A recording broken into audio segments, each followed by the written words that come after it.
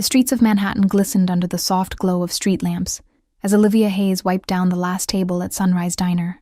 Her hands smelled faintly of lemon cleaner and burger grease, the scent of 12 hours on her feet serving others with a smile that hid the bone-deep exhaustion settling in her chest.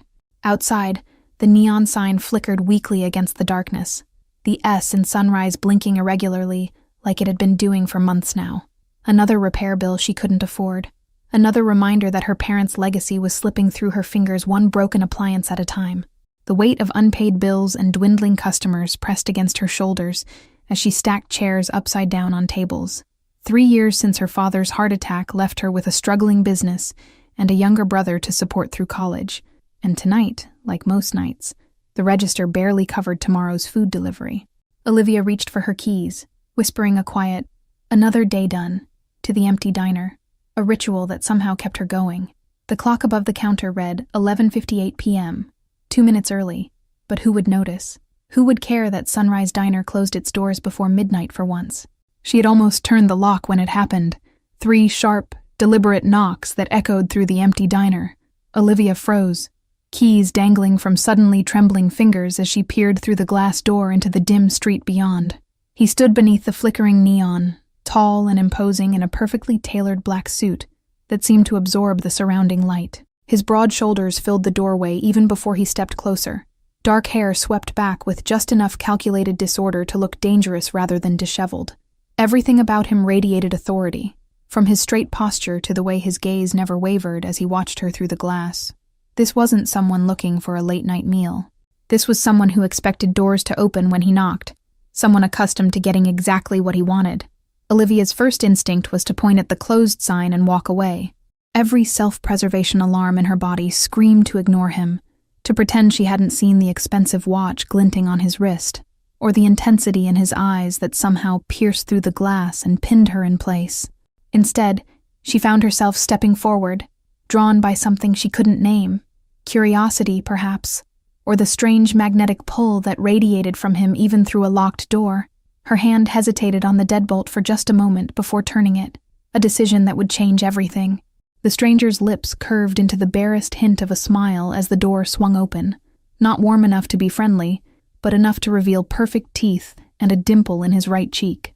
"Dinner for 2, he said, his voice deep and smooth like aged whiskey, carrying the kind of quiet authority that never needed to be raised to be heard. Olivia's throat went dry as she met his gaze, eyes so dark they appeared almost black in the dim light, studying her with an intensity that made her heart stumble against her ribs. "We're closed," she managed, the words sounding weak even to her own ears. "Please," he said, the word somehow both request and command. "I've had a long day, and yours looks even longer. I'm willing to pay generously for the inconvenience." As if to demonstrate, he slid a folded bill across the threshold that made Olivia's eyes widen, enough to cover a week's worth of groceries, just for one late-night meal. The bell above the door chimed softly as Olivia stepped aside, a sound that had always meant welcome but now seemed like a warning.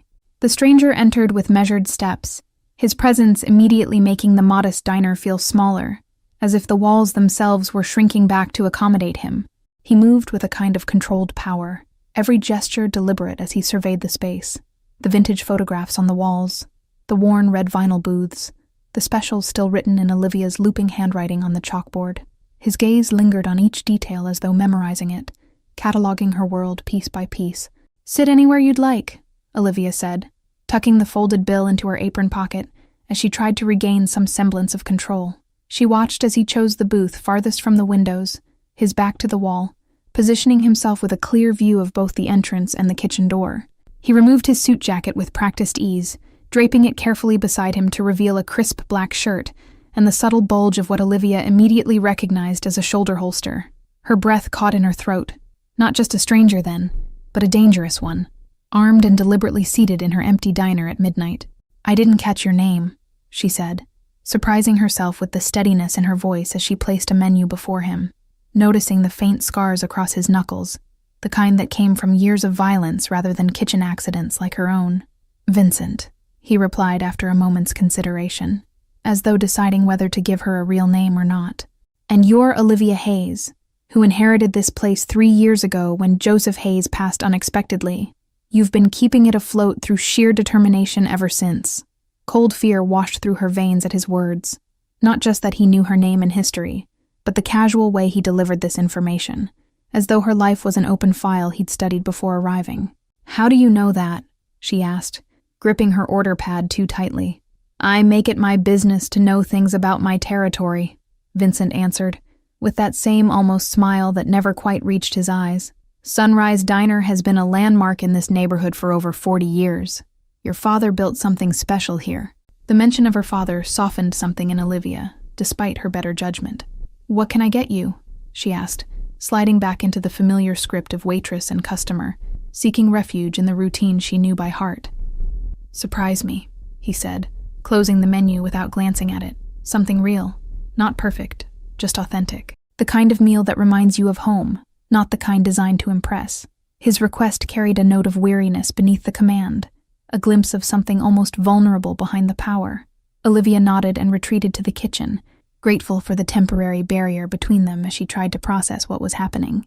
Her hands moved automatically, preparing her father's signature meatloaf with garlic mashed potatoes, comfort food that had sustained the neighborhood through decades of late nights and early mornings. As she cooked, she caught herself glancing through the service window, watching as Vincent sat perfectly still, his posture relaxed yet alert.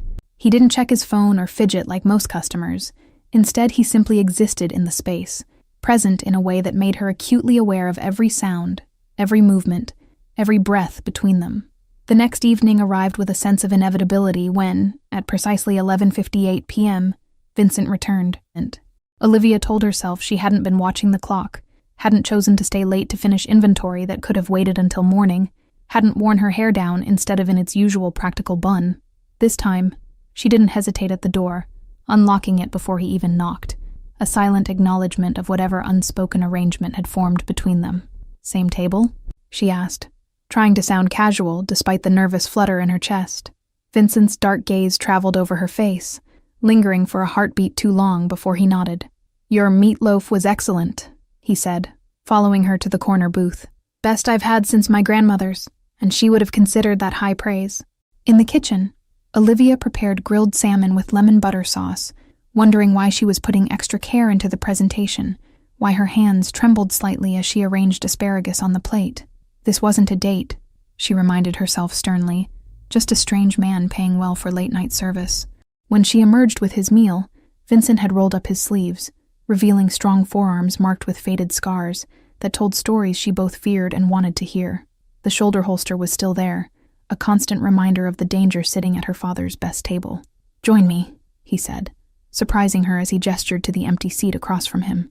It wasn't a request, but wasn't quite a command either, something in between that left room for refusal, but somehow made it difficult to imagine doing so. Olivia hesitated, dish towel clutched in her hand like a shield. Every rational thought warned against sitting down, against allowing this boundary to blur, but she found herself sliding into the booth anyway, drawn by curiosity stronger than caution.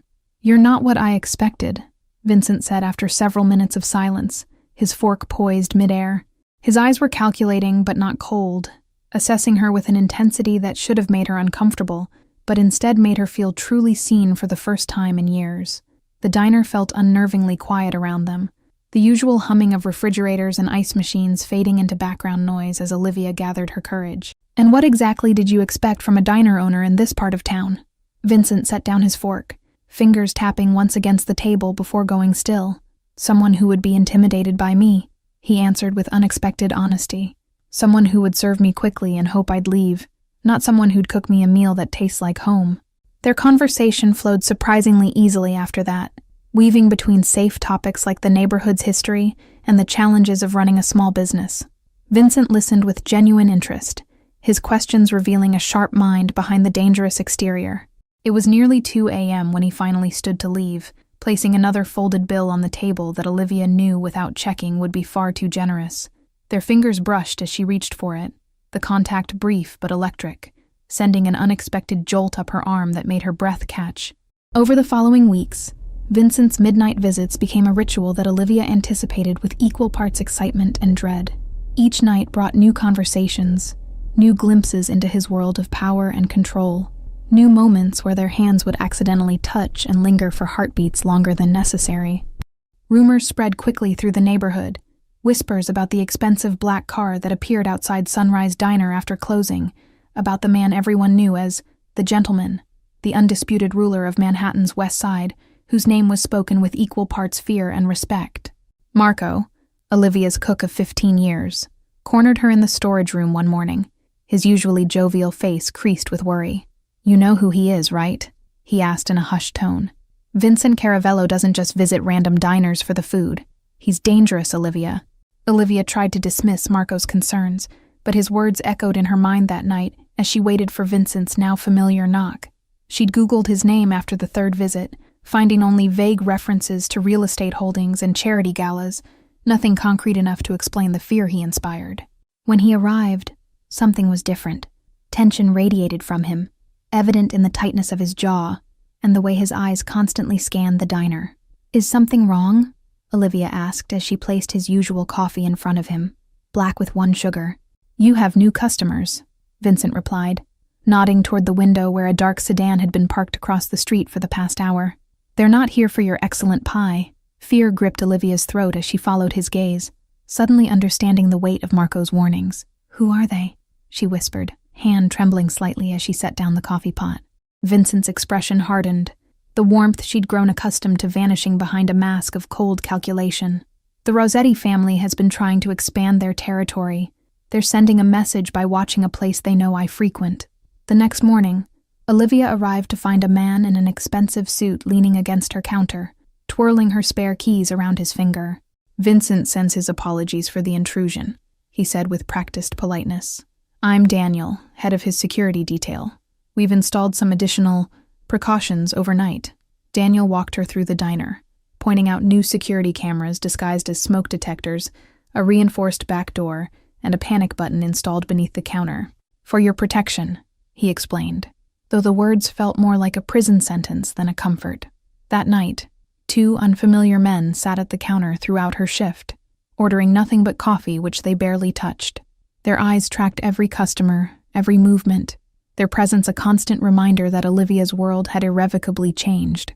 When Vincent arrived after closing, Olivia confronted him immediately. "You can't do this," she said, gesturing toward the security cameras. "You can't just take over my life, my business, without asking." Vincent's expression softened, the mask of the ruthless businessman slipping to reveal genuine concern. "I'm trying to protect you," he said, reaching for her hand across the counter. "The Rossettis won't hesitate to use you to get to me, and I can't allow that to happen." Olivia pulled her hand away, tears of frustration burning behind her eyes. "I never asked for any of this," she whispered. "I never asked to be part of your war, your world. I just wanted to serve you dinner." For the first time, guilt flashed across Vincent's face, quickly replaced by determination. "I'll have the security detail removed if that's what you want," he said finally. "But promise me you'll use the panic button if anything feels wrong, anything at all."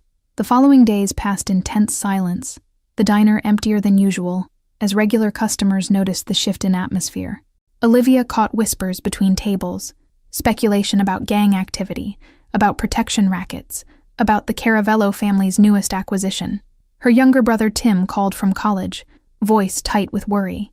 "There are rumors about Sunrise, Liv," he said. "People saying it's become a mob hangout. Is everything okay? Do you need me to come home?" Olivia reassured him with practiced lies, ignoring the weight pressing against her chest. After hanging up, she stared at the register's pitiful contents. Fewer customers meant fewer sales, and fewer sales meant more financial pressure mounting by the day. That night, Vincent didn't come, nor the next, or the night after that. The absence of his midnight visits left a strange emptiness that Olivia refused to acknowledge, telling herself she should feel relieved rather than abandoned. On the 4th night, as she was closing up alone, 3 men entered just before midnight. They wore expensive suits similar to Vincent's, but carried themselves differently, something predatory in their movements that sent alarm bells ringing through Olivia's mind. "We've heard so much about this place," the tallest one said, his smile never reaching his cold eyes. "Vincent Caravello's favorite late-night spot. We thought we should experience it for ourselves." Olivia's fingers found the panic button beneath the counter, pressing it firmly as she forced herself to maintain eye contact. "I'm sorry, but we're closed." You'll have to come back tomorrow during business hours." The man's smile widened as he stepped closer, reaching across the counter to grab her wrist. "We're not here for food, sweetheart. We're here to send a message to Caravello about overstepping boundaries, and you're going to help us deliver it."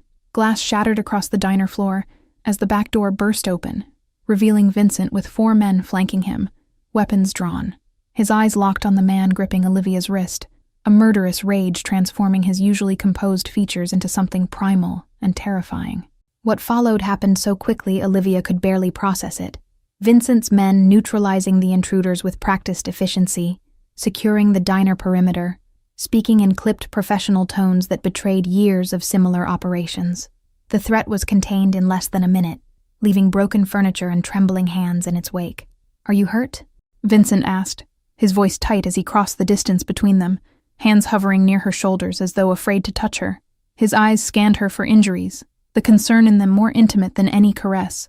Olivia shook her head mutely, shock freezing her vocal cords as she watched Vincent's men escort the Rossetti intruders out the back door. She didn't want to think about where they were taking them or what would happen next. "I never should have left you unprotected," Vincent said, self-recrimination evident in the hard set of his jaw. "I thought distancing myself would keep you safe, but I was wrong." His hand finally made contact with her cheek, thumb brushing away a tear she hadn't realized had fallen. The gentleness of his touch contrasted sharply with the violence she'd just witnessed, making her question which was the real Vincent Caravello. Daniel appeared at Vincent's side, whispering something urgently that made Vincent's expression harden. "We need to move," he said to Olivia, decision already made. "It's not safe here anymore." Before she could protest, Vincent was guiding her toward the back exit, his arm a protective band around her waist. "Just until we resolve this," he promised, misreading her resistance. "We'll keep you safe at my penthouse." The city blurred past the tinted windows of Vincent's car as they sped through the night, Olivia's mind racing faster than the vehicle carrying her away from everything familiar. She thought of her brother Tim, of Marco, and the morning staff who had arrived to find the diner closed, of the life she was being pulled from with each passing block. Vincent's penthouse occupied the top floor of a sleek high-rise overlooking Central Park, a world removed from her modest apartment above the diner. Floor-to-ceiling windows revealed a glittering cityscape that seemed both beautiful and threatening from this height, like looking down on a bed of diamonds mixed with broken glass. "You'll be safe here," Vincent said, leading her through rooms decorated in shades of gray and black, minimalist and expensive in a way that revealed nothing personal about their owner. His home felt more like a hotel suite than a place someone actually lived. Security cameras monitored every entrance, men in suits stationed at strategic points throughout the building, the constant presence of protection that felt simultaneously reassuring and suffocating.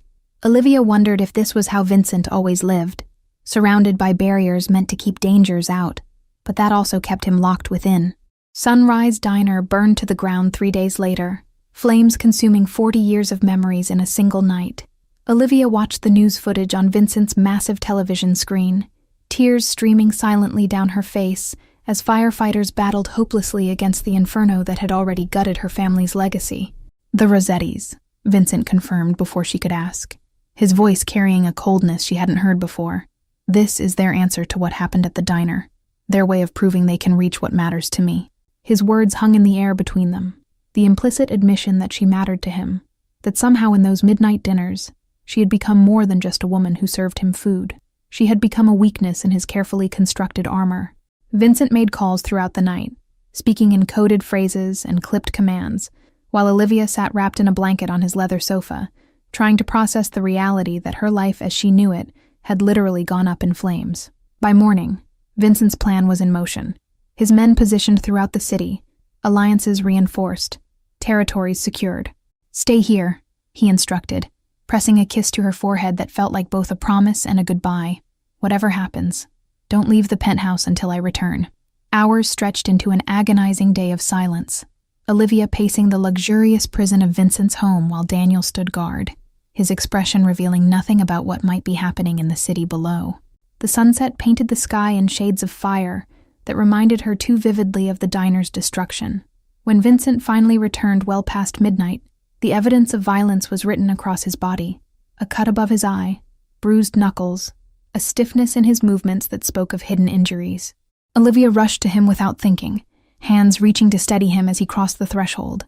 "It's done," he said simply, allowing her to guide him to the sofa, his usual composure fractured by exhaustion. "The Rossettis won't trouble us again."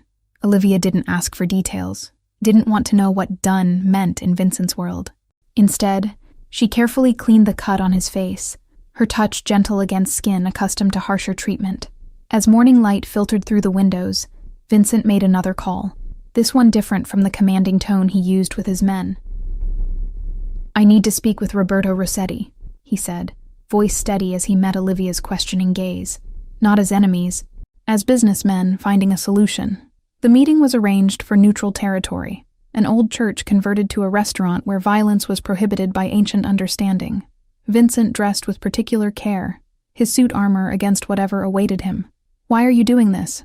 Olivia asked, as she helped straighten his tie, a domestic gesture that felt strangely natural despite the circumstances. "You said it was finished last night." "Some things can't be solved with violence," Vincent replied, his hand catching hers against his chest where she could feel his heartbeat. "Some wars need to end with words instead of blood, especially when the cost becomes too high."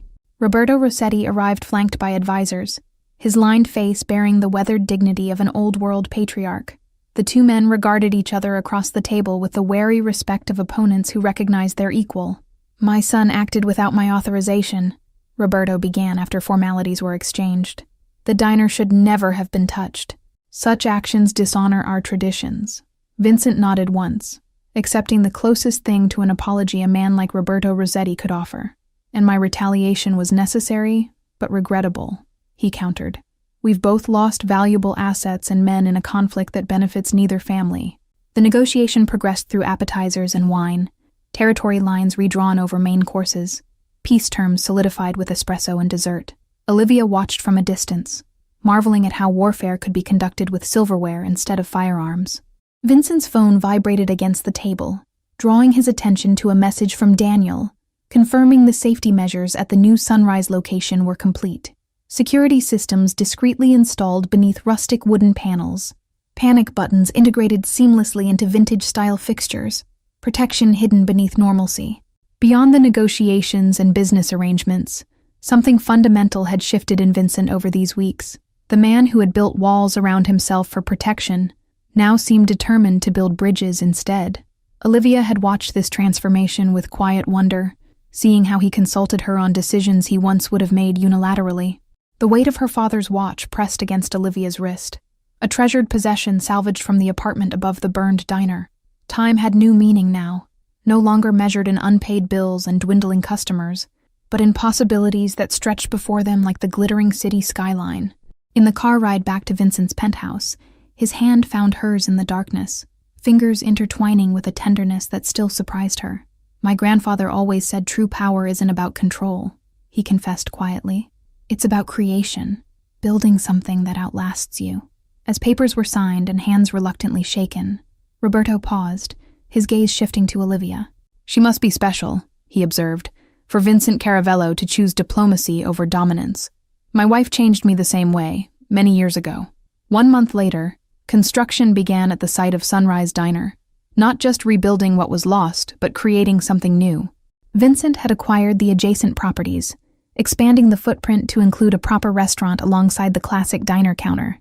"Your father's legacy with your vision," Vincent explained as he showed Olivia the architectural plans, his arm comfortably around her waist in a way that no longer felt dangerous but necessary. "I want to give you back what was taken because of me." Olivia traced the blueprints with trembling fingers, throat tight with emotion. "This is too much," she whispered, overwhelmed by the gesture that revealed more about Vincent's feelings than any words could have. "It's not enough," he countered, turning her gently to face him. "Nothing could be enough to compensate for dragging you into my world. But I want to build something with you, Olivia. Something that isn't about power or territory or old vendettas." As the walls of the new Sunrise rose from the ashes of the old, so too did something unexpected bloom between them. Not just passion or protection, but partnership.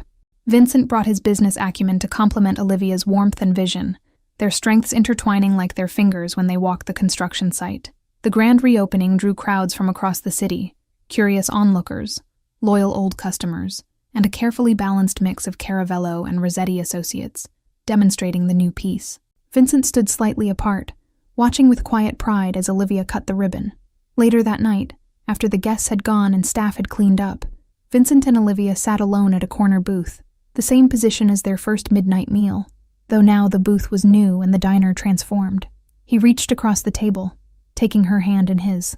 "Dinner for two," he said with a genuine smile that reached his eyes, no longer the dangerous stranger at her door, but a man who had chosen to build rather than destroy. "Every night, if you'll have me." Thank you all for following this story. If you enjoyed it, please write in the comments where you're watching from, and don't forget to like, subscribe, and share this video. Your support is essential for me to continue creating content like this.